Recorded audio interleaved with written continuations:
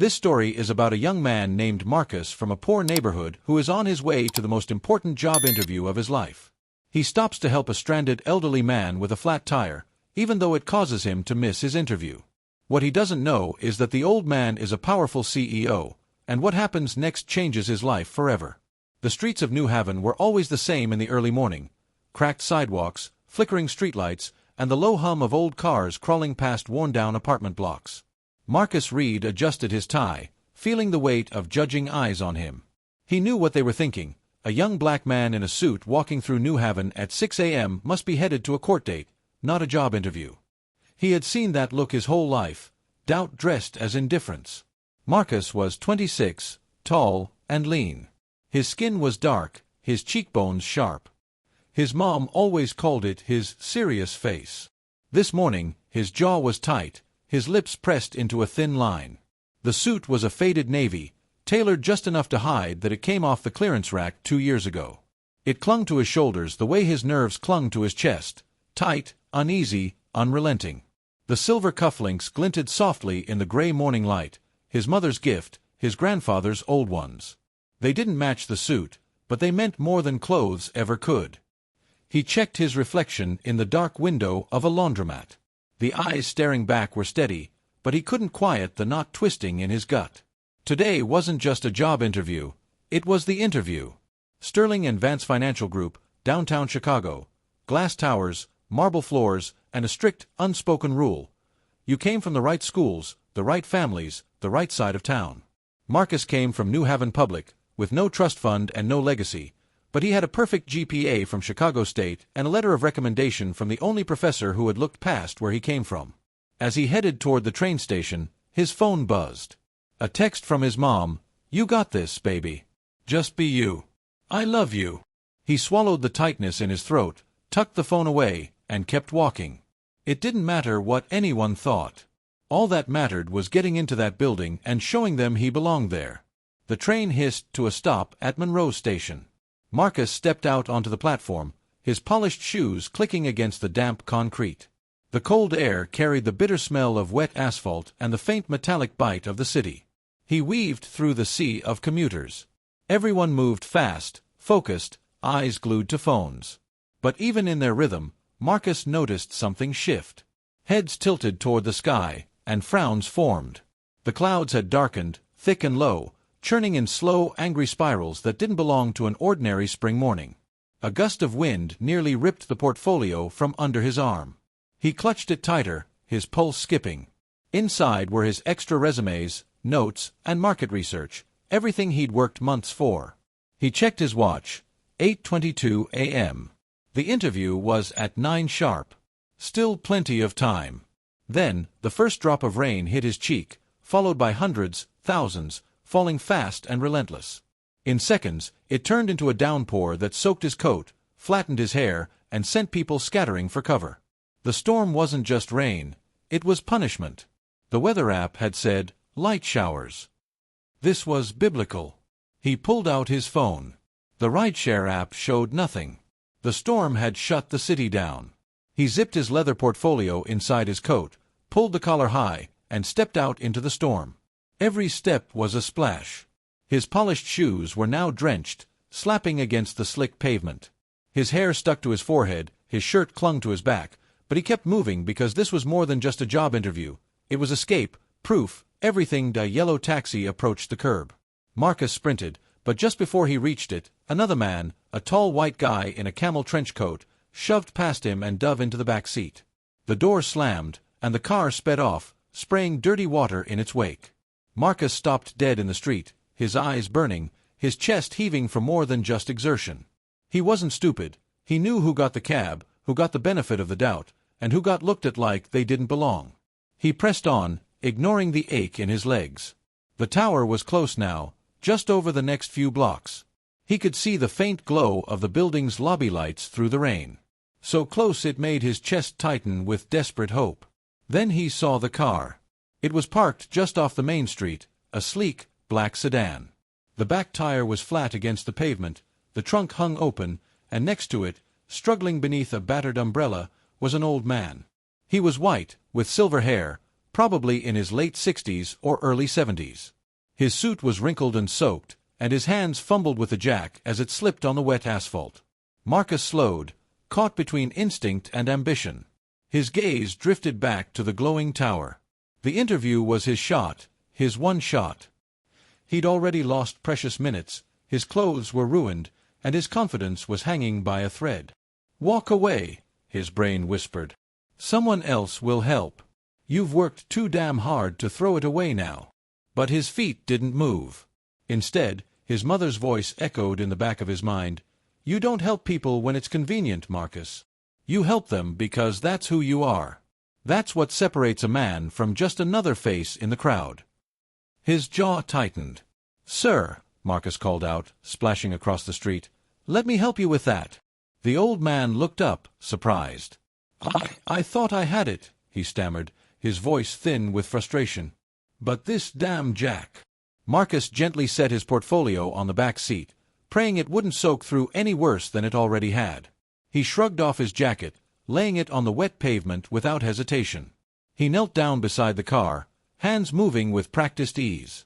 Muscle memory took over from his summers in New Haven, working with his uncle at the auto shop. "You know your way around a wrench," the old man observed, watching him work. "Uncle never let me drive his old Chevy till I could swap a tire in under 10 minutes, Marcus chuckled. The clock kept ticking. Marcus could feel every second sliding away like water down the street, but he didn't rush. He finished the job properly, standing up as the last bolt clicked into place. "What's your name, son?" the man asked. "Marcus. Marcus Reed." "You headed somewhere important, Marcus?" Marcus hesitated. The interview, the tower, his future. "Yeah," he said finally, his voice steady despite the storm. "The most important place I've ever gone." The sedan rolled to a smooth stop in front of Sterling and Vance. Marcus stared out the window, his heart sinking as he saw the pristine glass facade. The lobby was warm, silent, immaculate. His reflection in the car window stared back at him, soaked, wrinkled, a mess he barely recognized. "You sure you still want to go in there looking like that?" the old man asked gently. Marcus forced a tight smile. "I have to try." He stepped out into the city. The storm had eased, but the puddles reflected the marble steps leading up to the building like distorted mirrors. His shoes squished with every step. Inside, the world changed. The lobby was another reality entirely. People glanced at him with thinly veiled disapproval. A receptionist across the room whispered to her coworker, her lips curving in a small, amused smirk. He ignored them. He had to. At the security desk, a tall guard took in Marcus's state, wet, disheveled, clearly out of place. "My name's Marcus Reed. I have a 9 o'clock interview with Sterling and Vance's finance division. Camola, August 18, 2025, 11:21. "Yes, Mr. Reed," the guard said, tapping at his tablet. "Finance team, 14th floor." He paused. "I should let you know, they're strict about timing." The elevator ride up was too fast, too quiet.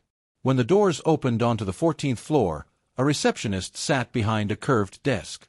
She checked the clock on the wall. 9:18. "I'm sorry, Mr. Reed," she said, her voice low but not unkind. "That would have been with Mr. Calloway. Unfortunately, he's moved on to the next candidates." Marcus's stomach twisted. He knew this was coming, but hearing it aloud made it land like a fist to the ribs. I know I'm late. The storm. I tried to get here.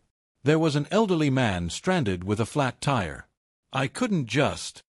She lifted a hand gently. "Mr. Reed, I understand, but Mr. Calloway." Her voice trailed off. There was no leeway here. No room for exceptions. Marcus swallowed hard. "Could you at least tell him I came? That I tried." He opened his portfolio and pulled out one of the few surviving resumes. The edges were warped, the ink smudged, but it was mostly legible. She took it, nodding faintly. "I'll make sure he gets this," she promised. The elevator doors opened with a sterile chime.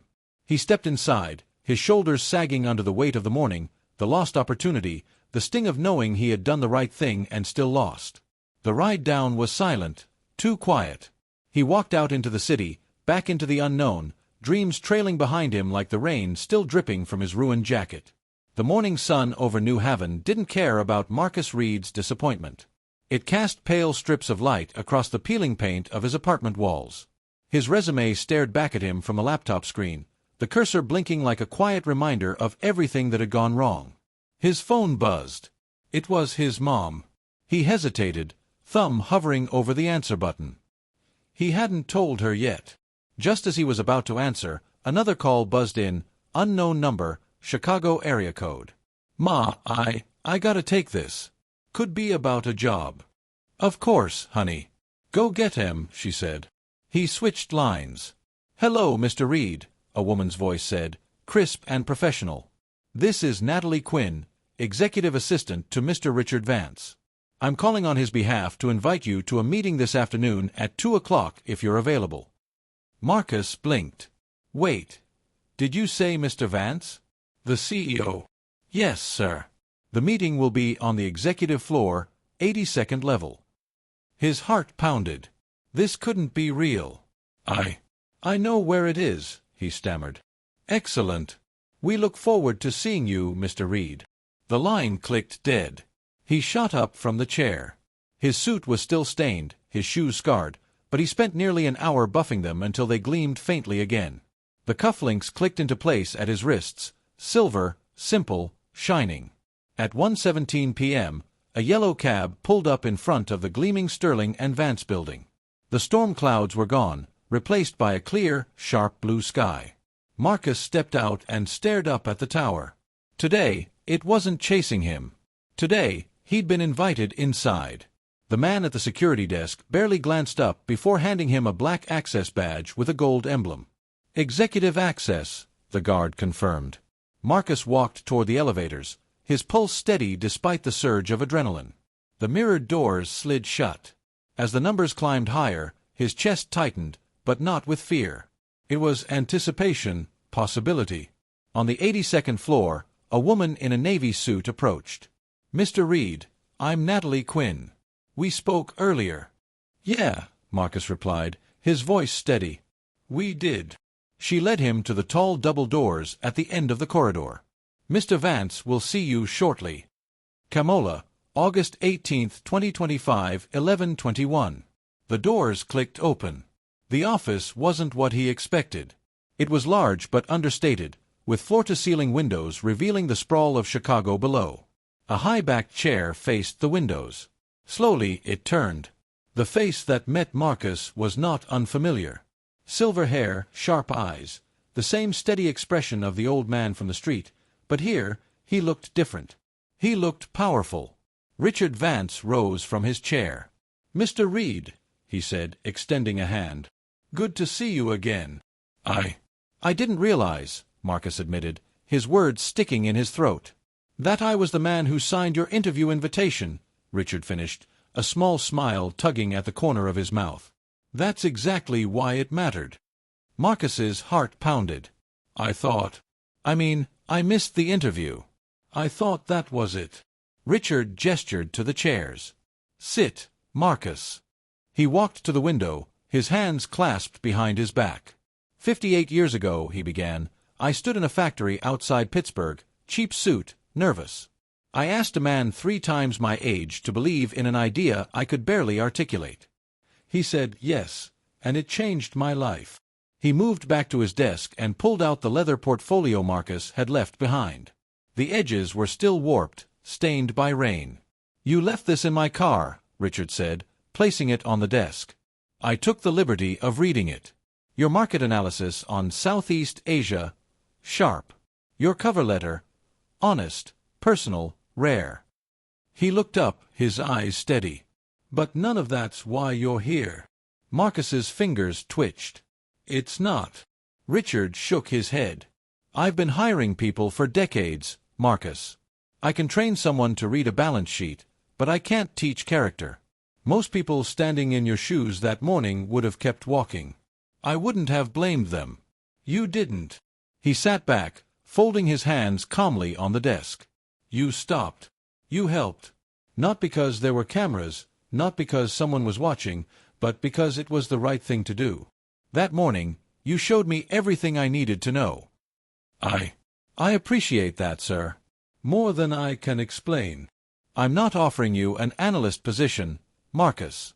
I'm offering you something else. He leaned forward. You'll work directly with me. Special assistant. You'll sit in rooms most people spend a decade clawing their way toward. You'll listen, learn, observe. It won't be easy, but you'll leave with a foundation no textbook or classroom can buy. Marcus stared at him. Me? The question slipped out, raw, vulnerable, coated in years of knowing how many doors were locked before he even reached them. Richard smiled. Because someone once believed in me before I deserved it. And it changed everything. He extended his hand again.